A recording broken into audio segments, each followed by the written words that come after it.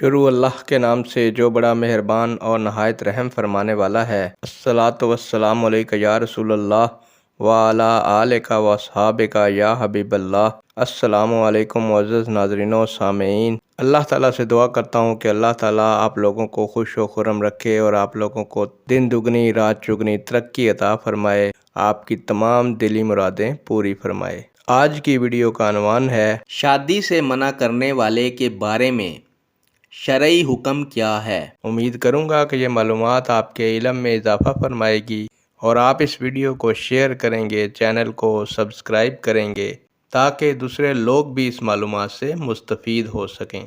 پیارے دوستو، بڑھتے ہیں ویڈیو کی جانب۔ دوستو، اگر مالی اور جانی طور پر آپ درست ہیں تو پھر آپ لوگوں کی عمریں بہت زیادہ ہو چکی ہیں، اس لیے آپ لوگوں کو جلد از جلد شادی کروا لینی چاہیے۔ اگر نہیں کرو گے تو برائی کی طرف جانے کا احتمال ہے۔ والدہ کو بھی چاہیے کہ ساتھ ہو کر بچوں کی شادیوں کا بندوبست کریں۔